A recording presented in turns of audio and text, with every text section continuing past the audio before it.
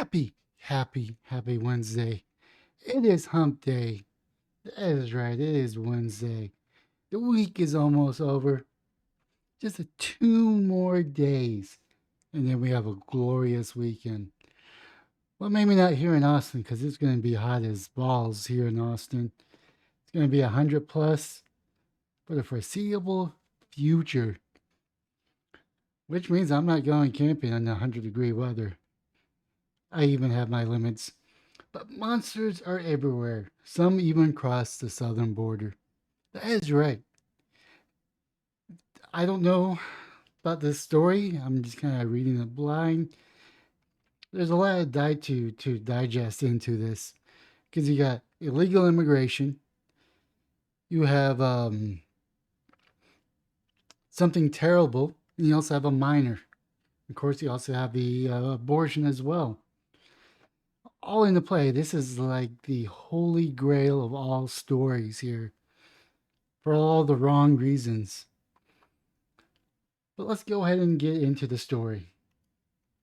This is from the dispatch.com. Not familiar with them. The Columbus Dispatch. It's basically out of Ohio. Arrests made in rape of Ohio girl that led to Indiana abortion drawing international attention.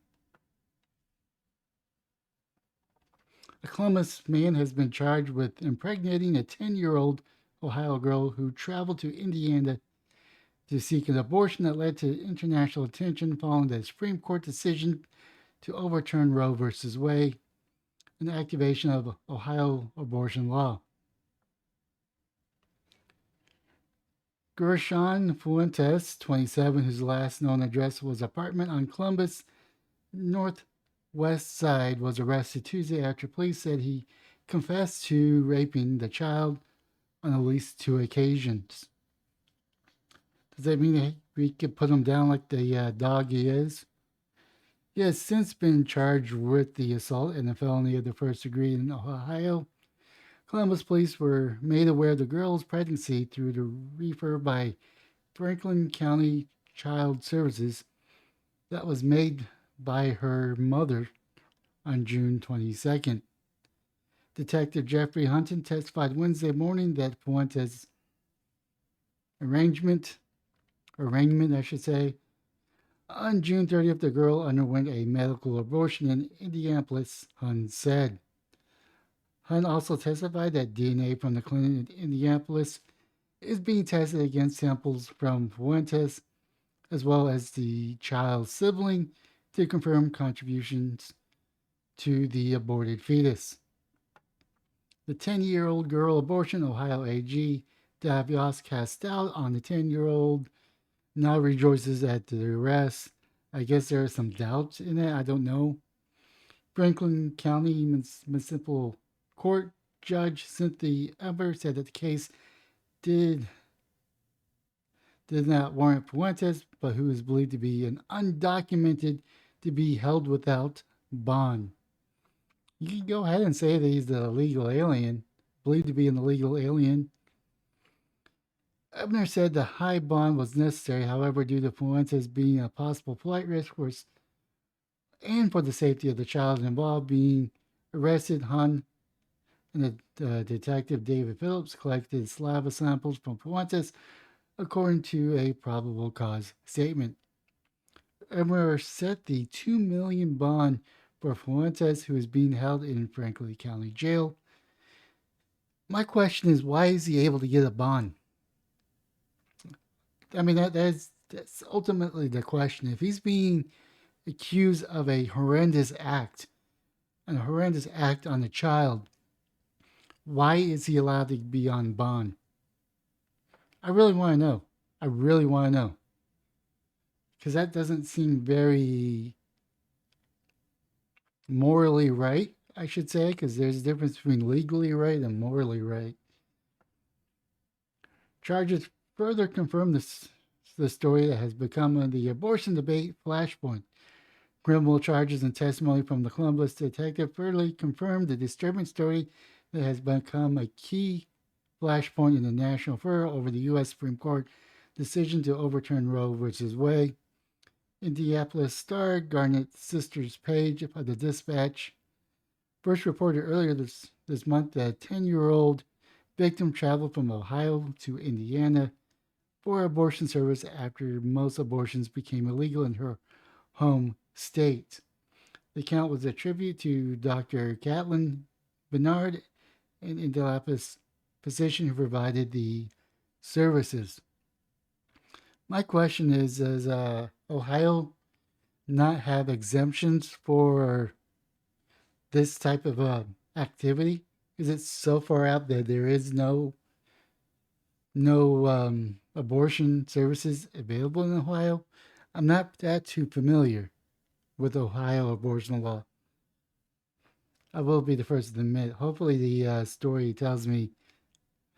The story quickly went viral, appearing in outlets across the globe, and became a talking point for the abortion rights supporters, including President Joe Biden. Imagine being that little girl, Biden said on Friday, as he decried the High Court's decision. I'm serious, just imagine being that little girl. I think he imagines sniffing a little girl, but we won't go there. But in recent days, some abortion opponents, Republican politicians, and news outlets has criticized the story as unproven. Well, I guess it's getting a little bit more proven. The story was questioned by Ohio Attorney General Dave Yost on Fox News. The Attorney General questioned the fidelity of the account during the appearance on Fox News this week. Yost, a Republican, told Fox News host Jesse Walters that his office had not heard a whisper of the report being filed for the 10-year-old victim. We have regular contact with prosecution and local police and sheriff. Not a whisper anywhere, Yost said on the show. Yost doubled down on the interview with U.S. Today, New York, Ohio Bureau on Tuesday, saying that the more time passed before confirmation made, more likely that this was a fabrication. I understand where he's coming from. If I understand what he's trying to say, the fact that he was in constant contact with the local sheriffs and police departments within the cities of Ohio have not mentioned any charges because he's the attorney general. He is the lead prosecutor for the state, and if he's not hearing any whisperings or any stories confirming this, then it's kind of be hard to believe. But moving on, I know cops and prosecutors in the state. There's not any one of them that wouldn't be turning over every rock looking for this guy, and they would have charged him. They wouldn't leave him loose on the streets. I'm not saying that cannot have happened. What I'm saying to you, there's not a damn scienta of evidence. On Wednesday, once the news of the arraignment of the Columbus man accused of the man of the child's assault came, Yost issued a single sentence. We rejoice any time a child predator is taken off the streets. He later added, absolutely delighted that this monster has been taken off of the street. If convicted, he should spend the rest of his life in prison. During the Wednesday hearing, Assistant Franklin County Prosecutor Dan Mayer requested Fuentes be held without bond. He said that Fuentes is not believed to be in this country legally, and there are questions about his identity. Hunt testified that the detective spoke to Fuentes through an interpreter, and Fuentes admitted of having contact with the girl. The interpreter was also during the Wednesday hearing. 10-year-old also told the police Fuentes was the father of the pregnancy. Hunt testified. Mayer said that the girl just turned 10 recently, meaning she was lately impregnated at 10 years. Clark Tobet, an attorney with Franklin County Public Defender Office, said it was unconstitutional to hold Fuentes without bond, especially with the DNA confirmation of the pregnancy father still pending. How is it unconstitutional? Maybe I'm missing something. Maybe someone that's watching this can enlighten me. But I want to know how it's unconstitutional. He said Fuentes had lived in Columbus for the last 7 years and had a steady job at a cafe. He also had to address where he could live that was not the same location as the 10-year-old. If convicted, Fuentes would face potential life sentence in prison. Can we just put a bullet in the back of his head if convicted? Assuming that the DNA matches him and there's without a shadow of a doubt or beyond a shadow of a doubt, there is no doubt. Can we make sure that he is not a repeat offender? That's all I'm asking. I mean, it's a rhetorical question, maybe something for scholars to debate. An analyst of the Columbus Police Report filed since May 9th found 50 reports of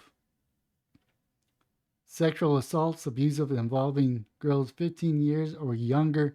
That number of report may be underreported because the restrictions on public records related to the reports initiated by mandated reporters. The report involving a 10-year-old girl falls into that category. In 2020, there were 52 abortions in children 15 or younger in Ohio. Maybe that's a lot, maybe that's not a lot. I don't know. Ohio, according accounting for 0.3% of the 20,605 abortions performed that year, according to the Ohio Department of Health. Data from the health department shows that there were 63 such procedures in 2019, 54 in 2018, 61 in 2017, 76 in 2016. The data from 2021 is not yet available. Ohio residents seek abortion services in Indiana could soon curtail, maybe. Indiana Governor Holcomb, a Republican, has called a special legislation session to schedule a convene on January 25th. Republicans who hold a supermajority in both chambers of Indiana General Assembly have pledged to enact new abortion restrictions. Legislative leaders have been tight-lipped about what the legislation will look like. They haven't said whether their abortion proposal will allow exceptions for assault, incest, or life of the pregnant woman, or at what point the pregnancy that they ban to abort. Reporters asked Holcomb about the case of the 10-year-old assault survivor on Tuesday. He called it a horrific example, but declined to say whether he was comfortable banning abortion in cases involving young assault victims. I'm reserving comments until we see a bill, he said. A ban on nearly all abortions in Ohio is likely coming. Ohio GOP controlled assembly expected to ban abortions earlier than the current 6-week ban, with no exceptions for victims of assault and incest. I mean, you gotta have exceptions in there.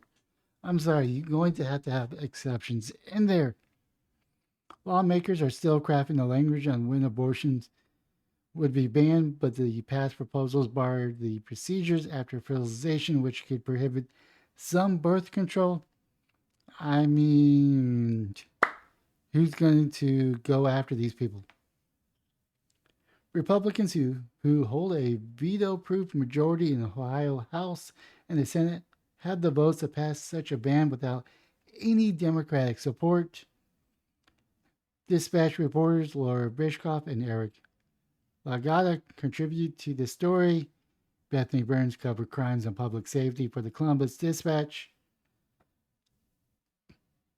I'll be interested to see what the Ohio abortion ban is. If I remember, really look into it. But I think there's got to be exceptions. There's got to be exceptions. You just can't have a blanket ban. Now, I get that we want to curtail, they want to make it safe, they want to make it rare. But there's got to be some restrictions. You can't have 10-year-olds getting pregnant and have to take the child to the term. I mean, I guess 9 years old. I mean, what's a couple of months, to be honest?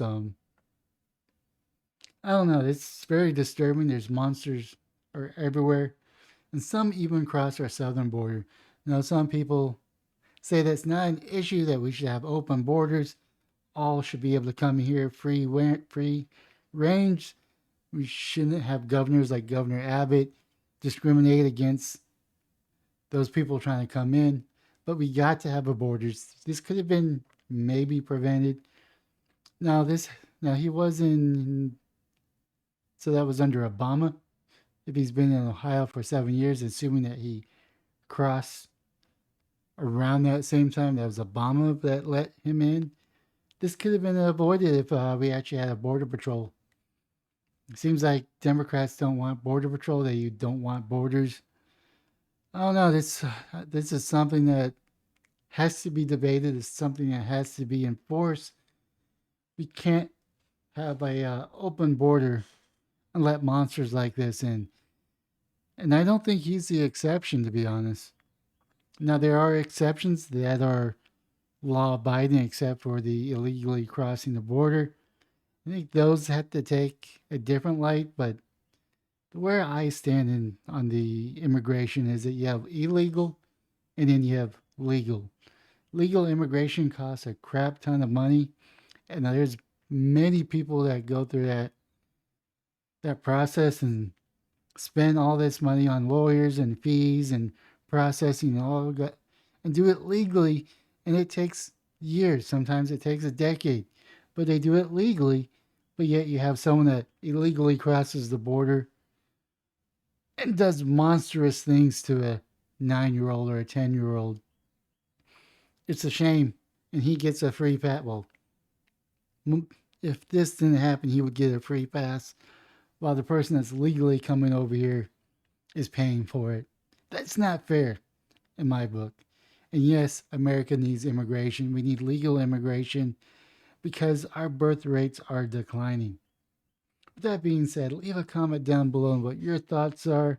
Smash the like and subscribe button on any and all platforms, or just the platform that you're currently watching. With that being said, please smash the like and subscribe button. Share my content if you want, or not. But most importantly, have yourself a wonderful day, morning, or evening.